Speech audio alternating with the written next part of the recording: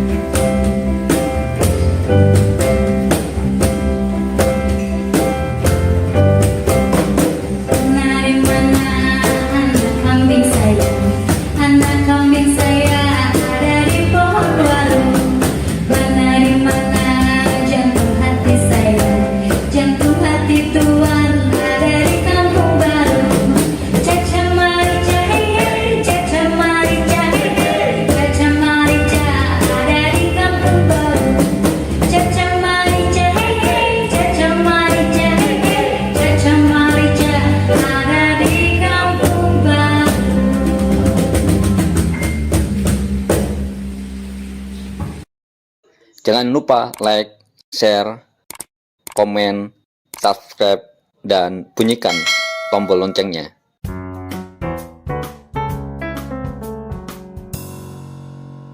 Berarti teman-teman buruh ini tetap concern ya, tidak bergeser, tetap menolak Omnibus Law ya, Tetap. sampai detik ini. Ya, Partai Buruh dihidupkan kembali karena Omnibus Law. Oleh karena itu pada isu yang keenam tentang capres, kan banyak pihak menggoreng. Saya tahu maksud dari semua itu, ya kita harus sabar, tenang, dan nggak boleh lip service. Tenang aja, sabar.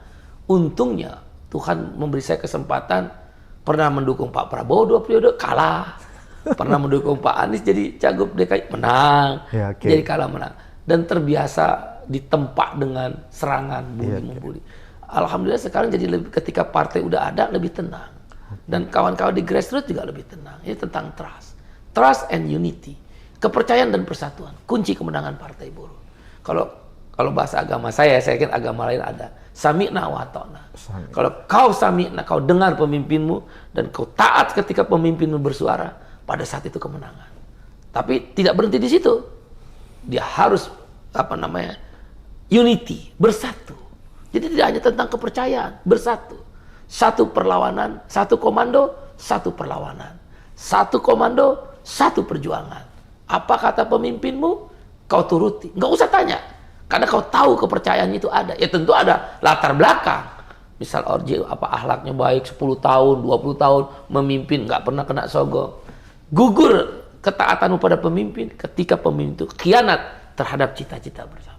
Ketika dia koruptor, gugur, tinggalkan pemimpin. Ketika dia menjual dirimu, gugur. Saya tanamin itu, dan itu nggak pakai serangan dari gitu, itu udah nggak mempan.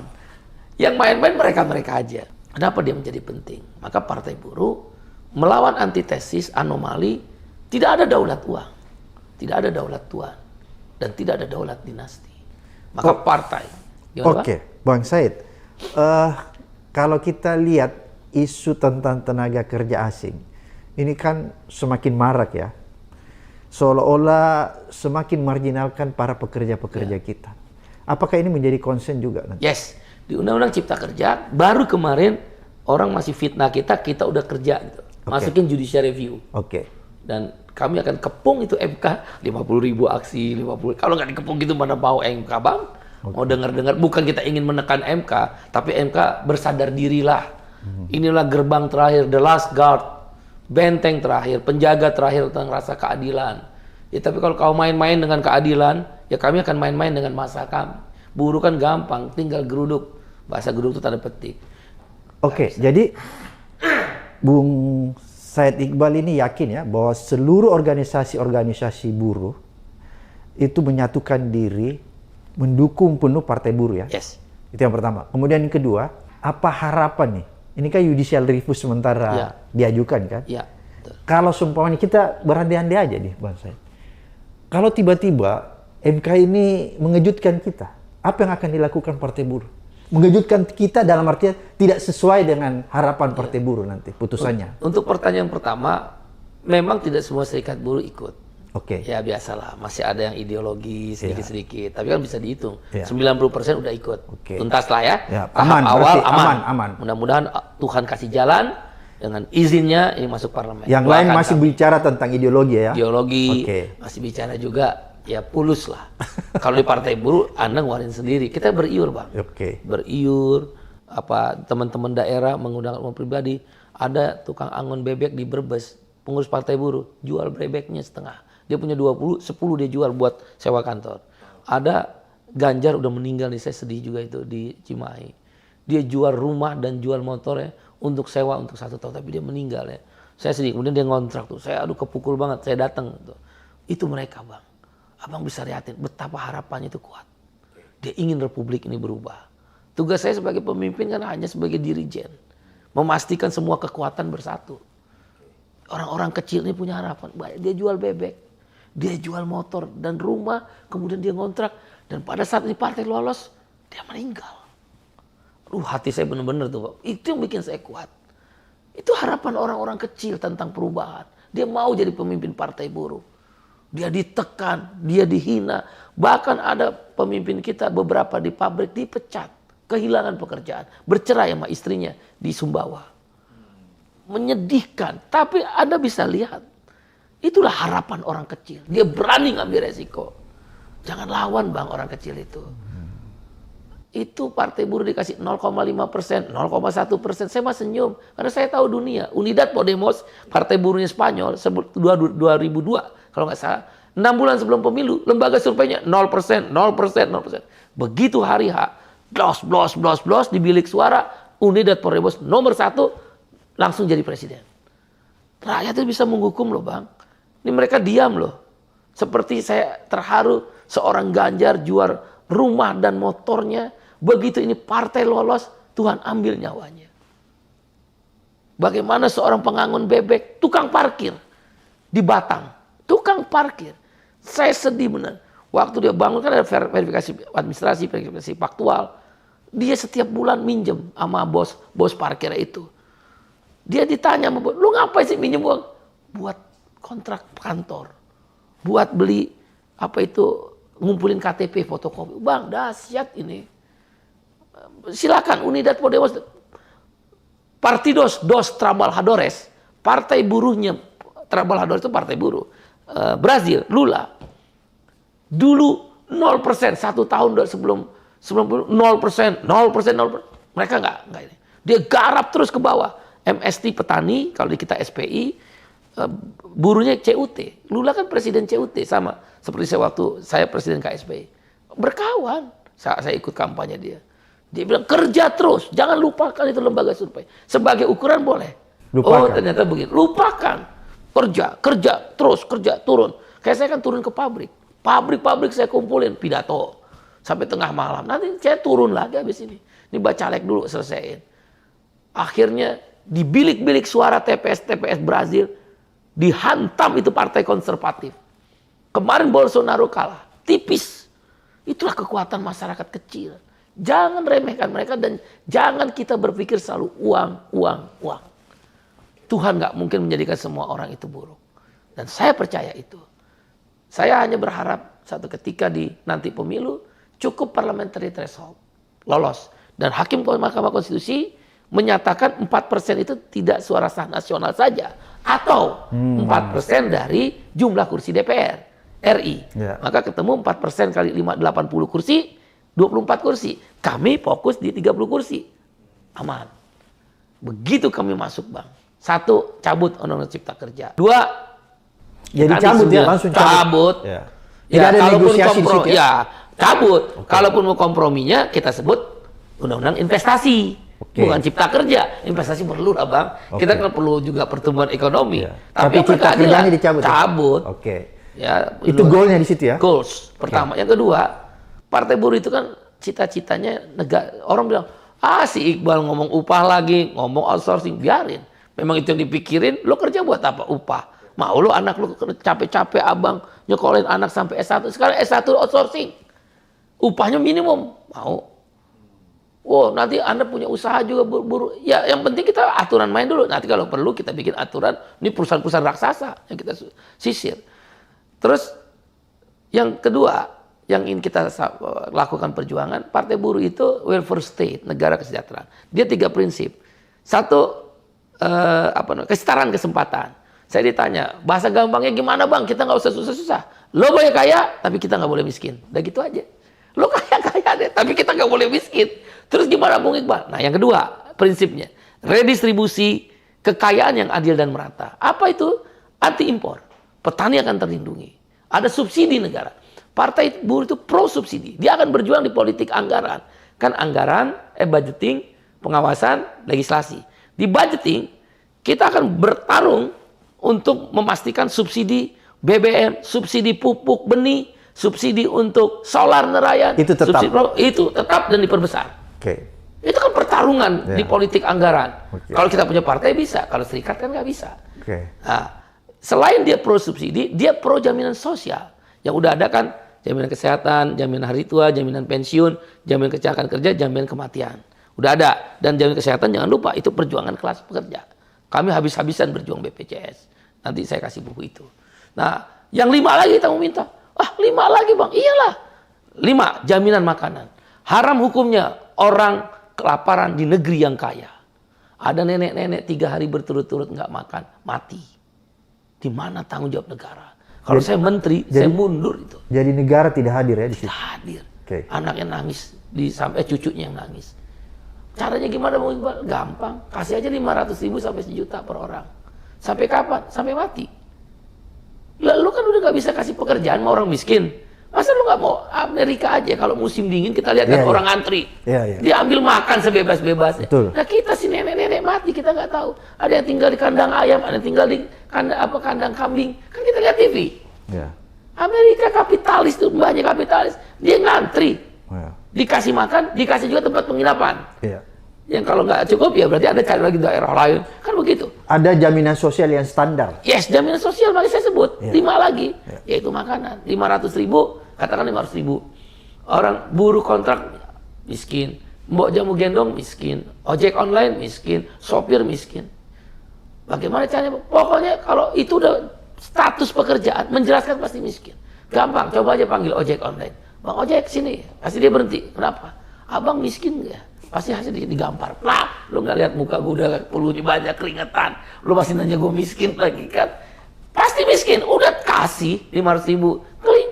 27,7 juta jumlah orang miskin kan? Kita bulatkan 30 juta lah. Cuma 15 triliun sebulan. Setahun karena APBN 180 triliun. Cukai rokok 120 triliun. Kemana tuh cukai rokok? Kita bikin orang yang mau pergi terbang. Kan kita anggap orang yang mau terbang naik pesawat. Punya duit? Punya duit. Potong 20.000. 20.000. Taruh di situ buat orang makan. APBN kita hampir 3.000 triliun. Bahkan Pak Jokowi memperkirakan 2025 4.000 triliun. 180 triliun kecil. Koruptor berapa? Abang kan tahu? Iya. 400 triliun. Miskin kan itu koruptor 400 triliun. Nggak usah dipenjara. Penjaranya asal aja. Sebulan 2 bulan mungkin. Mungkin. Ini bukan pandangan saya, bukan. Mungkin. Tapi miskinin dia. Itu yang paling penting. Ambil itu hartanya. Buat siapa? Kasih makan orang miskin. Ya hukum pidananya jalan sesuai aturan yang berlaku. Gampang Bang. Itu dilakukan oleh Brazil. Lula naikin upah 30% setiap tahun Lula. Lula membuat orang jadi tambah miskin? Enggak. 8 tahun Lula berkuasa dia menjadi pelopor bridge Brazil, Rusia, India, China, South Africa. Yang sekarang mata uang mereka menggoyang dolar. Ayo mau bilang apa? Dia makin kaya negaranya Brazil. Padahal Brazil di bawah Indonesia. Indonesia di atas Prancis, di atas Inggris, di atas Brazil. Indonesia hanya kaya dengan India. Nomor 1 Cina, Amerika, Jerman nomor 4, 5, 6 saya lupa, nomor 7 Indonesia. Jepang kalah kita. Kalah sama Brazil sama Peru. Peru negara seemprit ujung kuku. Kalah kita. Orang kasih makan. Yang kedua, jaminan perumahan. Saya ingat benar. Mertua saya tentara. Begitu dia pensiun, ada rumah. Polisi pensiun, ada rumah. PNS pensiun, ada rumah di Citayam, di Bojonggede. Dulu Perumnas Klender itu pinggiran kota, jin buang anak. Perumnas Bekasi, Perumnas Depok, jin buang anak, nggak ada yang mau. Sekarang jadi tumbuh kota-kota satelit. Sekarang Bang, harga rumah udah 200 juta, 30% 60 juta. Siapa yang bisa punya rumah masyarakat kecil? Masuk akal nggak? Maka jaminan perumahan. Subsidi 100 triliun. Partai A ngambil infrastruktur, ambil. Partai B karena aliran agama buat membantu rumah ibadah, ambil boleh. Terus partai buruh apa? 180 triliun orang miskin, 100 triliun bikin rumah. Selesaikan Bang. Nggak mau. Gue ngomong ke media. Partai A ngambil infrastrukturnya gede. Nih, dia makan infrastruktur gede. Gue berani Bang kayak gitu. Pusing amat. Tapi ngomongnya di dalam DPR. Jangan di luar DPR. Kan boleh. Oke. Akhirnya kan kompromi. Nah, itu yang saya bilang keseimbangan di dalam politik anggaran. Ini Jadi semua. Anda boleh kaya, tapi kami jangan tidak miskinkan kami. Oke, itu prinsip ya. Prinsip. Oke. Nah, redistribusi kekayaan dalam bentuk pro subsidi, pro jaminan sosial. Baru yang terakhir, ini kan ada perumahan, kemudian air bersih Bang. Kita penting tuh air bersih, jaminan air bersih dan jaminan pengangguran. Orang nanya saya, ngapain orang nganggur bayar? Waktu kita kerja bayar pajak sama negara dan itu wajib untuk membuat negara bisa berkembang, maju. Sekarang gua nggak punya pekerjaan, masa negara nggak bayar gua? Itu namanya unemployment insurance. Maka 5 ini harus disebut social security. No social justice without social security. Tidak akan ada pernah keadilan sosial bagi seluruh rakyat Indonesia without social security, tanpa jaminan sosial. Jadi partai buruh itu 5. Jelas Bang. Prinsip ketiganya adalah tanggung jawab publik. Tanggung jawab publik yang tadi, kita kerja bayar pajak, kita nggak kerja, negara bayar kita. Bang Said, yang terakhir, ada nggak metode perhitungan teman-teman buruh ini ya berkaitan dengan upah minimum? Saya kan ILO Governing Body yang diajukan. Apa itu metode perhitungannya? Ada 2. Yang ada layak 2. ya? Ada Yang 2 ideal. Ada 2 metode dalam perhitungan upah yang berlaku di seluruh dunia. Karena ILO Convention-nya, konvensi ILO-nya sudah ada. Ya. Kalau saya nggak salah nomor 133 tentang upah minimum. Satu namanya standard living cost. Kalau biaya hidup, kalau di luar negeri kan harga susu berapa, harga daging berapa, dihitung. dan seterusnya dihitung. Ya, okay. Nah, kalau di Indonesia namanya KHL, kebutuhan hidup layak. Ada 60 item, dihitung dari survei pasar. Ketemu berapa nanti. Yang kedua adalah secara makroekonomi, inflasi plus pertumbuhan ekonomi. Itu udah kita ajukan berulang-ulang. Termasuk 60 item dirubah. Kalau partai buruh masuk, maka itu tadi, kita bicara upah mulai dari sini dulu. Standard living cost ganti. Dari 60, kami sudah punya konsep 84. Jadi itu sebenarnya sudah diajukan ya? Sudah. Tapi tidak pernah direspon? Ya nggak ada partainya. Oke, karena siapa yang memperjuangkan di parlemennya? Nggak ada partainya. Jadi ini salah satu nanti yang akan diperjuangkan habis-habisan ya? Karena kan tadi, kita punya 13 platform. Salah satu platform selain reforma agraria, yang pertama itu platform kita adalah anti korupsi Bang. Jadi kita mau kembalikan KPK seperti awal pendiriannya. Dia harus extraordinary body. Nggak boleh dia itu ada pengawas, nyadap harus izin, nggak boleh. Dan dia sifatnya harus independen ya? Tidak boleh dibawa rumpun eksekutif? Tidak apapun. Oke. Dia makanya nanti, dia berarti yang mengawasi dia apa? Undang-undang. Ya. Undang-undang lah yang menjadi pengawas dia. Dan Aturan-aturan. undang-undang lah tentang aturan dan dinyatakan oleh undang-undang dia adalah satu lembaga negara yang independen. Ya, yang bebas dari kekuasaan legislatif, eksekutif. Extraordinary. Ya. Kami akan kembalikan itu. Yang kedua, lapangan kerja. Tapi berbasis pasar sosial. Kita nggak perlu utang. Cara menghidupkan jaminan sosial. Tadi pensiun. Anda lihat jam sostek 500 triliun. Kita dapat apa dari 500 triliun? Mau pinjam uang bank aja susah. 500 triliun, saya taruh di bank A, B, 2 aja. 2,5. Berapa bunganya? Oke, saya minta bunganya, kau bangun perumahan buruh. Bang, ini teori gampang ekonomi. Terus yang kedua, kalau buruh minjem uang mau bikin usaha, kau kasih bunga setengah. Kau ambil subsidi dari bunganya jalan sostek yang 250 triliun. 250 triliun, nolnya berapa tuh? Kita aja nggak bisa gitu. Iya. Gampang Bang. Oke. Udah lain dibikin susah karena kapitalis terlalu serakah. Oke. Ini persoalan greedy. Jadi itu metode sudah ada ya? Yes, termasuk upah tadi. Oke. Maka KHL-nya kita akan rubah jadi 84. 84. 84 KHL. Atau kalau mau pakai makroekonomi berarti inflasi plus pertumbuhan ekonomi. Bahkan kami tambah alfa. Apa itu alfa? Tergantung jenis industrinya. Kalau dia industri mobil, industri tambang, ya tambah dong alfanya. Kan keuntungan kamu gede. Tapi kalau dia padat karya, ya industri makanan itu kan berat. Maka alfanya mungkin 0 atau kalaupun ada yang sifatnya ekspor, kan juga ada nilai tambah gitu kan. Uniqlo, H&M, Adidas, Puma, masa dia miskin? Nggak mungkin. Sederhana. Dia menjadi tidak sederhana satu, serakah. Dan kalangan pengusaha serakah inilah yang membuat nasib buruh terpuruk. Secara politik mereka kuasai. Menurut liputan 6, kalau saya nggak salah, 67% DPR RI pengusaha. Iya. Abang bisa lihat semua menteri ekonomi kita pengusaha. Dari total kabinet kita, 60% pengusaha. Bupati wali kota pengusaha. Terus kita mau dapat apa? Nggak akan ada keadilan. Keserakahan yang membuat mereka menjadikan nasib kita terpuruk, dan partai adalah jalan tengahnya. Gitu Bang. Ikhtiar. Selebihnya biarlah Tuhan yang menentukan. Oke. Terima kasih Bung Syed Iqbal atas pencerahan ini, edukasi. Insya Allah ini ditonton oleh masyarakat kita agar mereka paham apa sih problem Saya perburuan sedikit kita. ya boleh Bang, Oke, sebagai silakan. penutup. Serangan ini kan selalu ada tentang capres. Partai Buruh belum memutuskan. Jadi dia ada 3 tahapan, yaitu yang pertama Rakernas Partai Buruh sudah ada. Nah dari Rakernas itu nanti akan dibawa ke konvensi bulan Juni-Juli 2023. Dari konvensi rapat presidium tingkat tertingginya Partai Buruh itu sekitar bulan Juli-Agustus.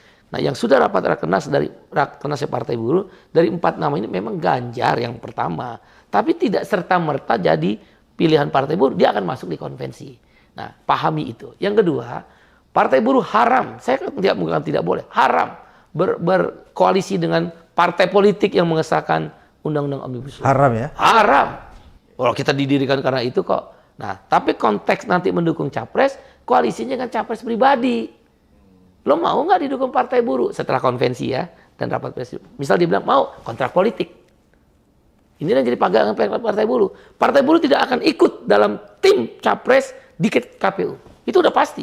Karena semuanya pro Omnibus Law. Kan saya diserang terus. Ini Omnibus Law. 3 capres ini semua pro Omnibus Law. Ininya partainya.